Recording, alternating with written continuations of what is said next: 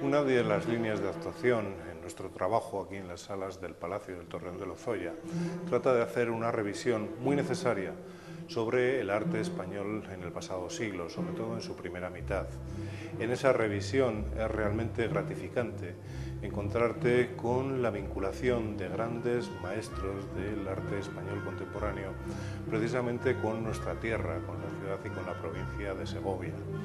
Gracias a esa línea de trabajo hemos podido vincular a grandes creadores como Juan Genovés, como Manuel Hernández Mompó, Joaquín Sorolla, Zuruaga, los hermanos Zubiaurre, Darío de Regoyos y una larguísima lista de grandes maestros, reconocidas figuras de este arte español contemporáneo, a la que con esta exposición sumamos a un gran creador más, a Horacio Ferrer, cuya vinculación con Segovia hace que esta exposición tenga también un sesgo para nosotros sentimental, aunque por otro lado lo que ha primado, lógicamente, a la hora de programar esta exposición aquí en el Torreón de Lozoya ha sido el reconocimiento hacia uno de los mayores creadores y uno de los más genuinos representantes de lo que llamamos los nuevos realismos en nuestro país.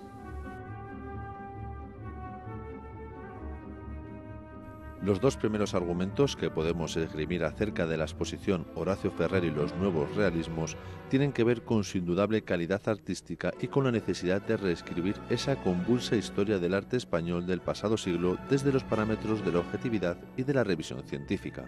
Son estas razones de peso a las que necesariamente acude Caja Segovia con cada proyecto expositivo que desarrolla en el Torreón de Lozoya, bien a través de muestras monográficas centradas en destacados artistas, bien desde otras exposiciones que analizan periodos, movimientos y fenómenos concretos de nuestra plástica. Precisamente a una de estas exposiciones, Vanguardias, celebrada en 2004, deben estas salas el placer de un primer encuentro con nuestro protagonista en el capítulo que en ella se dedicaba a las diversas fórmulas que adquirió el realismo en nuestro país a medida que nos íbamos acercando y penetrábamos en el triste contexto de la Guerra Civil. Allí, la obra de Horacio Ferrer compartía espacio con otras de Alfonso Ponce de León, Pablo Picasso, Cristóbal Ruiz, Miguel Prieto, Alfonso de Olivares y Antonio Rodríguez Luna, entre otros, en una bellísima selección de pinturas procedentes del Museo Nacional Centro de Arte Reina Sofía. Este museo ha sido especialmente generoso con la presente exposición a través de las muchas obras que ha prestado, y hay que señalar que en la última reestructuración de sus fondos ha colocado parte de la obra que posee de Horacio Ferrer junto a una pieza tan señera como el Guernica, lo que pone de manifiesto los cambios que para bien se están operando en el seno del estudio y valoración de nuestro artista y de nuestro arte más reciente.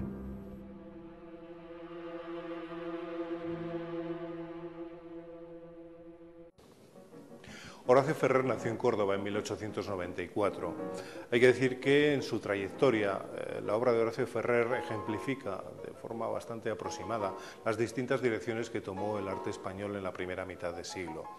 Esto ya es así desde su propia formación, en la que combinó la enseñanza de tipo académico con otra autodidacta, en la que sin duda incidieron sus frecuentes visitas al Museo del Prado y desde luego también la oportunidad de sendas estancias en París en 1917 y 1927.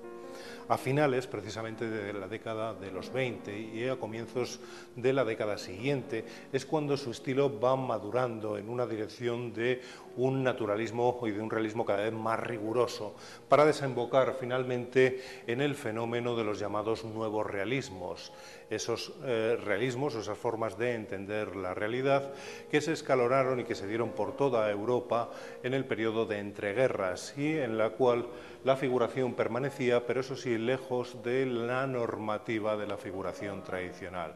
De ahí esos nuevos realismos.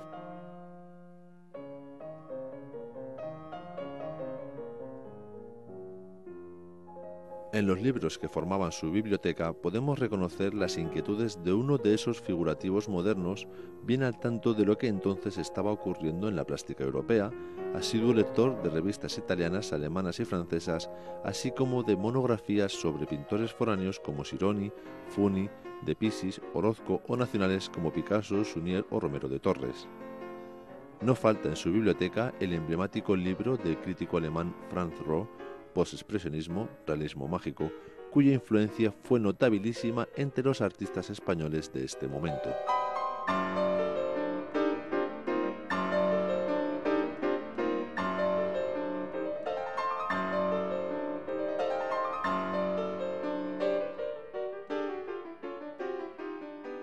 Uno de los aspectos interesantes y una de las contribuciones innegables de los nuevos realismos es precisamente la revitalización de los géneros tradicionales, entre ellos, lógicamente, el retrato. En perfecta consonancia con esto, encontramos que el gran protagonista de la obra de Horacio Ferrer es sin duda el retrato. De hecho, sus primeras obras, o las obras más antiguas que de él conocemos, pertenecen curiosamente a este género y son óleos y dibujos. Óleos y dibujos en los que se ve cómo su estilo, a principios de siglo, va madurando en la dirección de la figuración, de la renovación del academicismo que se estaba dando por entonces en grandes creadores. Pero es a comienzos de la década de los 30 cuando su estilo madura, cuando aparece en sus retratos la figuración renovada a través de obras como Retrato con bañistas, La pequeña salvaje o los retratos que hiciera de su hija Carmen, como esta pequeña anarquista, así titulado el cuadro, en el que desde luego nos ofrece una de las características de estos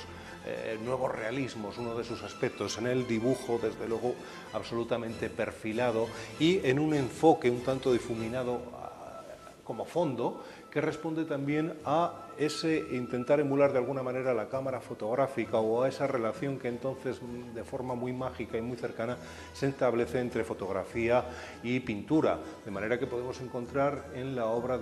en obras de nuevos realismos figuras cortadas y enfoques desde luego bastante originales, como puede ser todo este fondo de rascacielos con un tanto difuminado como ocurre por ejemplo en la cámara fotográfica, que centra su atención en la imagen central o en aquella imagen que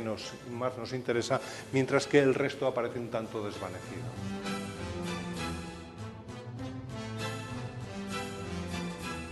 Los años finales del siglo XIX y los inicios del siglo XX habían contemplado un frenético suceder de movimientos renovadores y realmente rompedores de las artes.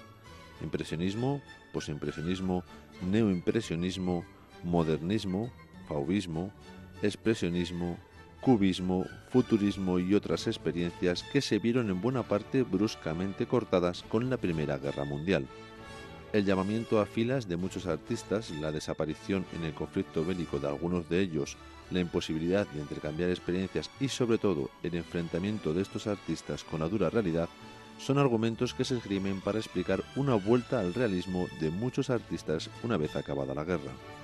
Es lo que se ha dado en llamar el retorno al orden, una denominación con la que de alguna manera se trata de llamar la atención no solamente hacia las preocupaciones figurativas de los artistas, sino también hacia sus modos de trabajo, ya que se asiste a un nuevo clasicismo en el que imperan las formas depuradas, el dibujo preciso o el interés por una composición muchas veces ordenadas con todo rigor. Si bien hay que decir que no se trata de un movimiento homogéneo y organizado, sino más bien de un gran cajón desastre en el que se incluyen formas de hacer muy dispares. Cuando acabada la Primera Guerra Mundial, los artistas europeos volvieron a mirar el clasicismo con nuevos ojos, esa mirada no era ajena en España y a ella se sumaron las muy atemperadas influencias del cubismo a través de la obra de artistas como Daniel Vázquez Díaz, o movimientos ciertamente coincidentes en algunos de sus postulados y que habían venido desarrollándose décadas atrás, como el noucentisme catalán.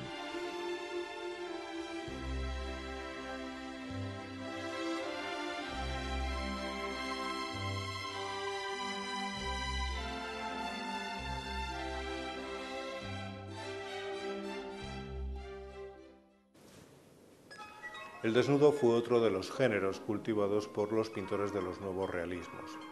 A este respecto hay que decir que dentro de la pintura de Horacio Ferrer, el desnudo viene a ser algo así como una especie de diálogo entre el pintor y la modelo, y en particular con la que fuera su modelo favorita, su esposa, María.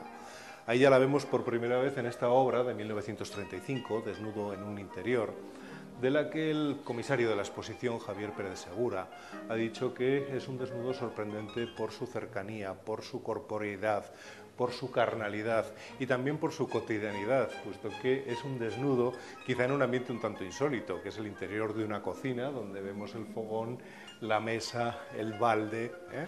Pero en esos años, en 1934-1935, Horacio Ferrer es también capaz de hacer una figuración aplicada al desnudo, pero en otra clave completamente distinta. Es el caso, por ejemplo, de los bocetos que hiciera en Italia para el proyecto Mujeres en la Fuente, o de este otro dibujo titulado La Danza. Estamos en los mismos años, estamos dentro del mismo género, el desnudo, sin embargo la preocupación es otra, una preocupación que también sintoniza a la perfección con los nuevos realismos a nivel europeo y mundial.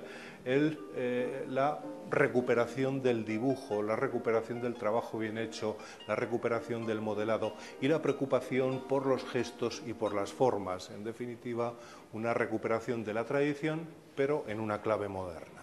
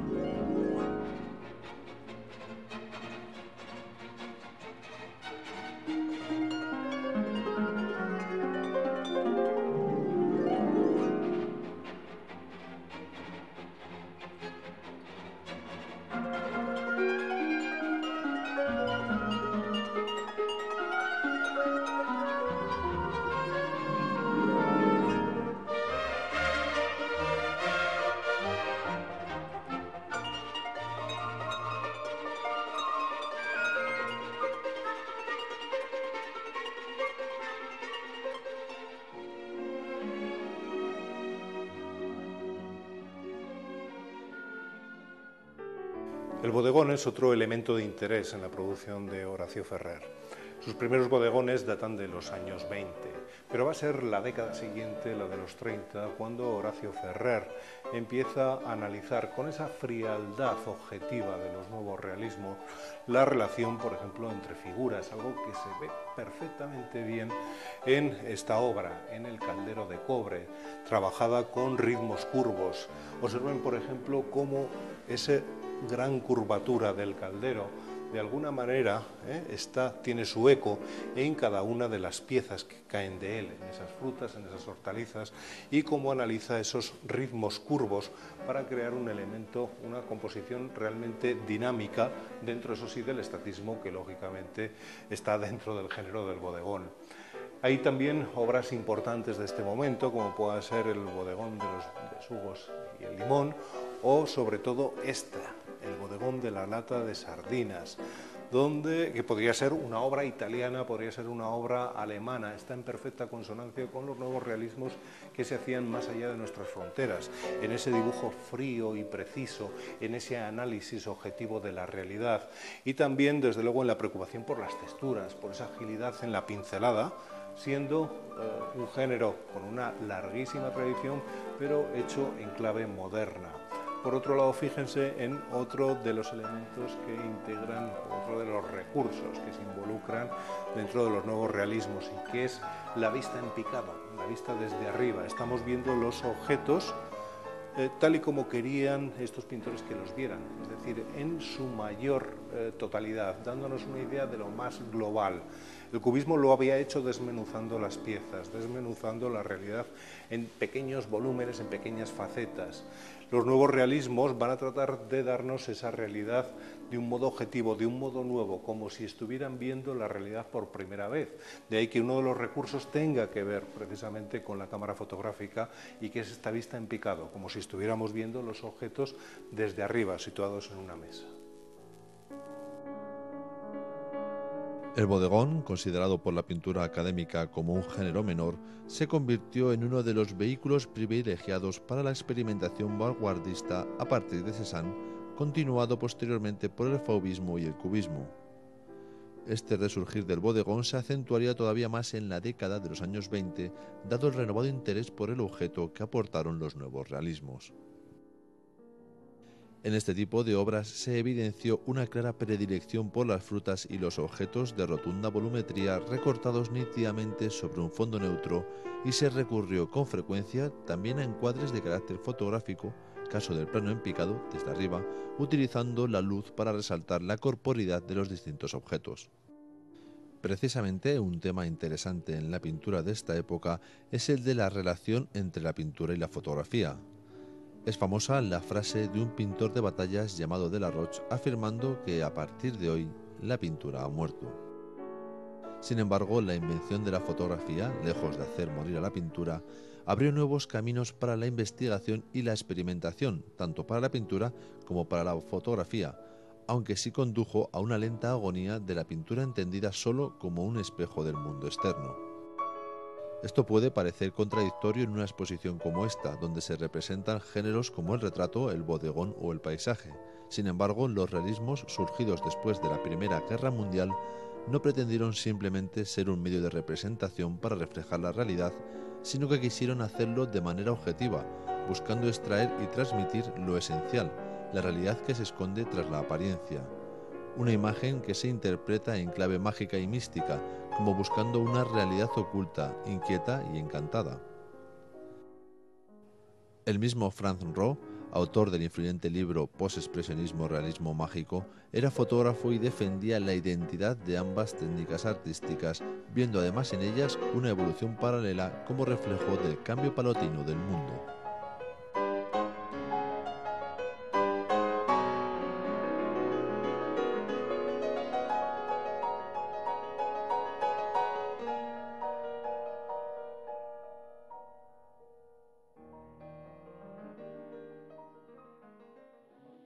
La sintonía con los nuevos realismos se expresa a la perfección en otras obras importantes de su producción, como Madre Tierra,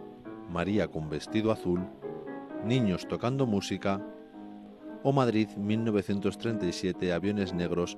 pintado en abril de 1937 y seleccionado al poco tiempo para ser expuesto en el Pabellón de la República Española de la Exposición Internacional de las Artes y las Técnicas en la Vida Moderna de París de 1937, donde fue muy avalado por la crítica y el público. Allí compartió escenario con obras de Picasso, El Guernica, Miró, Julio González, Alberto Sánchez o Alexander Calder. Sin duda la estancia de Orazio Ferrer en Italia entre 1934 y 1935 fue determinante en su trayectoria, ya que desde allí va a venir con su estilo de madurez plenamente definido, lo que no quiere decir que no evolucionara. De hecho, el comienzo de la Guerra Civil fue determinante para su producción. Es entonces cuando su obra se carga de connotaciones políticas y sociales y cuando pinta dos obras esenciales de su trayectoria. Una presente en la exposición, que tiene para nosotros un sesgo sentimental, puesto que volvemos a encontrarnos con una obra muy querida que ya estuvo presente aquí en el Torreón de Lozoya hace años en la exposición Vanguardias, y que es Madrid 1937, Aviones negros, unas mujeres y niños huyendo de un bombardeo. La otra se titula Éxodo. Lamentablemente no puede estar en la exposición ya que está ubicada en la colección permanente del Museo de Historia Alemán en Berlín. Al margen de estas dos obras, de estas obras pintadas, él hizo numerosísimas ilustraciones, más de un centenar se calcula, para revistas de trinchera y para publicaciones lógicamente de orden político y militar. El realismo moderno surge en unas circunstancias históricas precisas, las de la primera posguerra, en las que la participación en la vida pública era una necesidad sentida por muchos intelectuales y artistas. La posguerra trajo consigo un rechazo de la marginalidad bohemia a la que habían pertenecido muchos simbolistas y muchos de los protagonistas de las primeras vanguardias. Esa mayor conciencia política del realismo era predecible y coherente con sus presupuestos doctrinales, ya que lo característico de la actitud realista era precisamente postular la apertura del arte al mundo que la rodeaba. La vocación del realismo en su vertiente política se manifestó de maneras muy diversas durante el periodo de entreguerras, según las diferentes circunstancias nacionales y los diferentes momentos de un tiempo histórico que pronto se fue cargando de crisis económicas, crisis políticas, movimientos revolucionarios, movimientos reaccionarios y también dictaduras. Horacio Ferrer se nos muestra así como un artista de su tiempo comprometido con la realidad que le tocó vivir.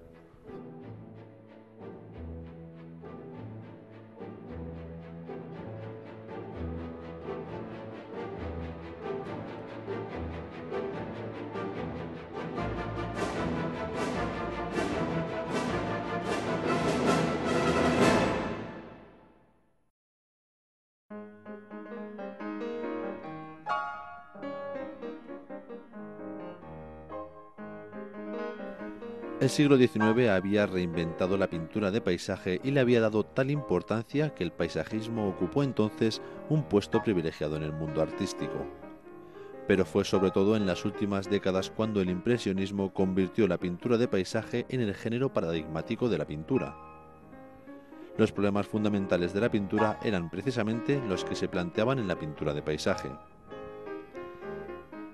Esta centralidad del género paisajístico se reforzó aún más en la época del posimpresionismo en la pintura de Gauguin, Van Gogh, Seurat, Chagall y Cézanne, entre otros. A principios del siglo XX, la obra de Matisse, Break, Derian, Knoll, Kirchner o Smith-Rudolph evidencian que la pintura de paisaje siguió siendo todavía a comienzos del siglo XX el banco de pruebas en el que se ensayaban las nuevas propuestas de la pintura moderna. El cubismo le dio importancia en su génesis por la referencia obligada a Cézanne, pero en su madurez el paisaje fue abandonado por Picasso y Break. El paisaje de Horacio Ferrer permite, como los otros géneros ya analizados, apreciar la evolución del artista siendo su punto de partida el naturalismo. A comienzos de los años 20 realizó varios paisajes, todos ellos de pequeñas dimensiones, que están definidos por la espontaneidad de la pincelada y por la elección de colores claros y luminosos. Son tan inmediatos que parecen apuntes y no lo que en realidad son obras acabadas. En ellos encontramos una gran variedad de temas: el jardín, el ambiente urbano, el paisaje rural y un mundo intermedio cuyo punto de partida arranca en el siglo XIX a través de la obra de Leonardo da Lenza, ya que los pintores ultraístas y los pintores surrealistas de la Escuela de Vallecas habían prestado atención, y que era el arrabal, las afueras de las ciudades.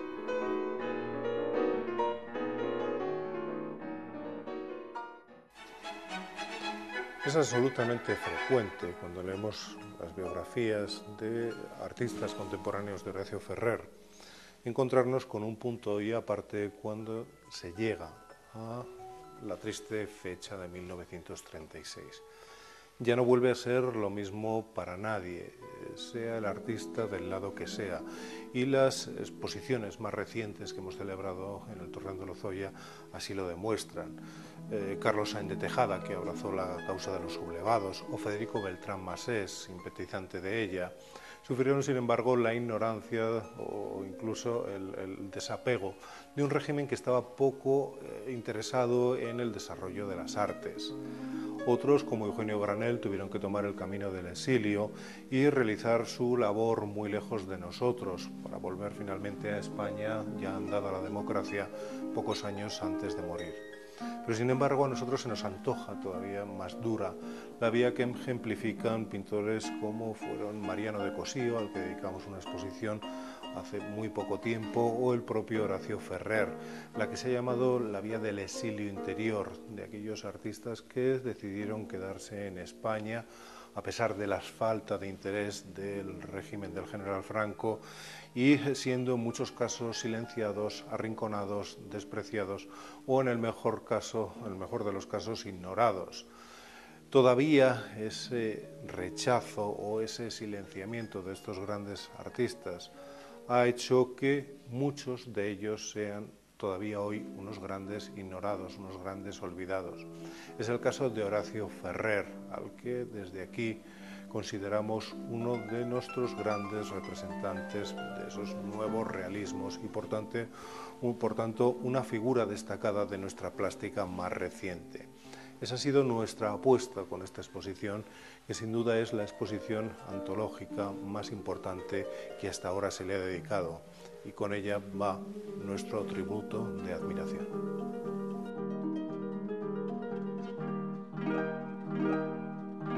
Durante el tercer cuarto de siglo destaca en el trabajo de Horacio Ferrer su actividad como restaurador y decorador en numerosos edificios públicos, oficiales o privados, como el Monasterio de las Descalzas Reales de Madrid, el Valle de los Caídos, la ermita del Palacio del Pardo, el Teatro Lope de Vega o el Circo Price. Pero sin duda otro de los grandes atractivos de la muestra es la que indaga por primera vez en profundidad sobre los dos encargos que realizó dentro de la provincia de Segovia. A mediados de los años 50 restauró y pintó de nuevo el fresco de la bóveda sobre el coro de la colegiata de la Granja de San Ildefonso, que había sido obra original de Mariano Salvador Maella a finales del siglo XVIII y que se perdió en el incendio del palacio. Poco tiempo después pintó la enorme superficie, cerca de 150 metros cuadrados, que tiene el techo del salón de recepciones del Palacio de Riofrío, con escenas de caza inspiradas en el arte barroco del norte de Europa y que actualmente está en periodo de restauración. En general suponen datos totalmente desconocidos para el público y el especialista, lo que subraya las abundantes aportaciones científicas de esta exposición.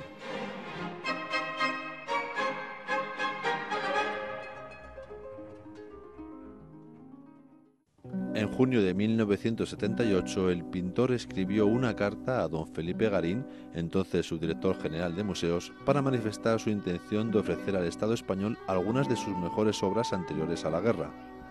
En concreto, se refería a Niños tocando música, hoy en día en el Museo Nacional Centro de Arte Reina Sofía, y a Madre Tierra, perteneciente al Museo de Bellas Artes de Valencia. Pocos meses después, el autor fallecía en Madrid. Seguramente, 30 años después de su muerte, no hay mejor forma de recordarle que con esta exposición homenaje.